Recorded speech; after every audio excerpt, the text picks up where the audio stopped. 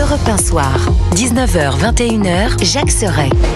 Et avec nous en studio, Guillaume Bigot et Jean-Christophe Gallien jusqu'à 21h. Messieurs, j'imagine que vous n'avez pas raté une miette des commémorations du 80e anniversaire du débarquement. C'était en Normandie. En tout cas, j'y étais pour le coup, aux côtés d'Emmanuel Macron.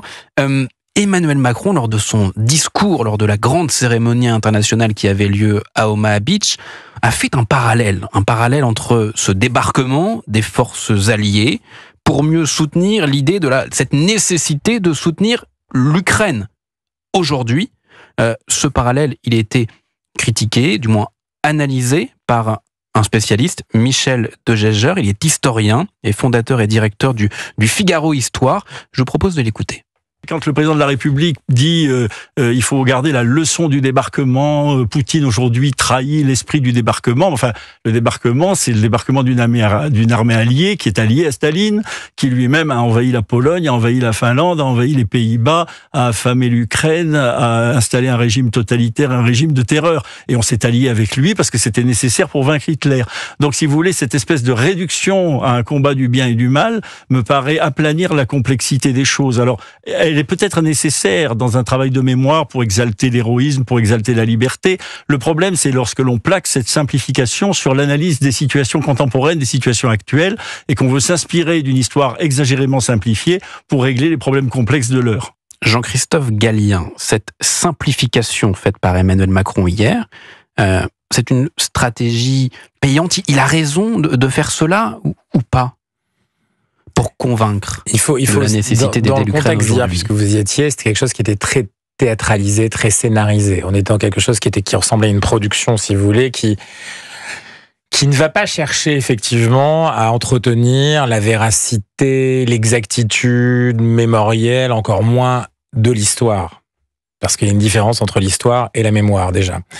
Là, on est dans un contexte où finalement, dans deux directions, on veut s'emparer d'un moment, d'un espace, d'une géographie qui fait écho à quelque chose qui s'est passé 80 ans en arrière, avec un moment d'aujourd'hui et des lieux qui sont légèrement différents. Mais c'est un peu instrumentalisé. Exactement. Non, mais soyons clairs. On n'est pas encore une fois dans l'histoire. On n'est pas même pas dans la mémoire pour moi. On est dans quelque chose qui est un acte géopolitique qui se veut aujourd'hui la traduction en communication diplomatique, voire guerrière, puisqu'on est dans un système de guerre, donc quelque chose qui aujourd'hui veut dire il y a le bien d'un côté, il y a le mal de l'autre côté. Donc hier, c'était la mise en scène de ce bien, de ce camp du bien, de l'organisation du bien avec référence historique, face à ce qui est devenu le mal aujourd'hui, même si le mal d'aujourd'hui a pu être le mal d'hier, et même si le bien d'aujourd'hui aurait pu être le mal d'hier aussi. Donc c'est quelque chose qui est compliqué, mais qui est ramené à ce temps-là.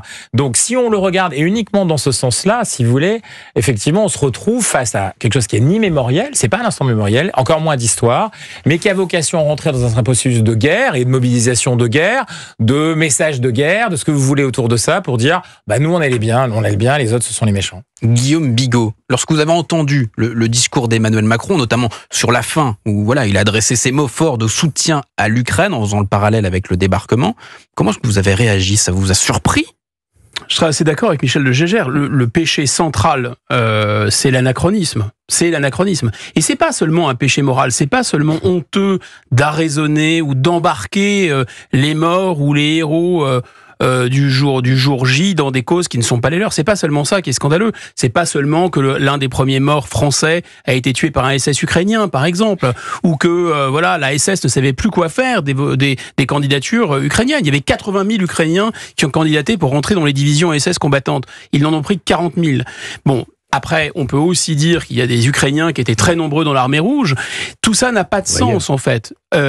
Mais c'est pas seulement un problème moral. C'est aussi un problème, j'allais dire, pas technique, mais politique, pour apprécier correctement les rapports de force d'aujourd'hui. Vous savez, si la Seconde Guerre mondiale a été possible, si on n'a pas vu venir Hitler, c'est précisément parce qu'on pensait à chaque fois à la Première Guerre mondiale, parce que le pacifisme était une chape de plomb.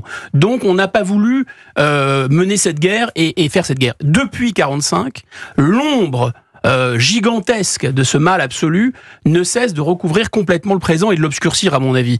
Et Michel Legégère le rappelait aussi ce matin, c'est Milosevic, c'est Hitler, Hafez el-Assad, c'est Hitler, Saddam Hussein, c'est Hitler, Poutine, c'est Hitler, demain Xi Jinping sera Hitler. C'est Munich tous les jours et on voit des Hitler partout. Le problème, c'est qu'on ne comprend pas ce qui se passe. On ne saisit pas la singularité du temps présent et donc on peut être amené, comme on l'a fait pendant la Seconde Guerre mondiale, à ne pas comprendre l'époque qu'on vit et donc amener des catastrophes sans y réfléchir.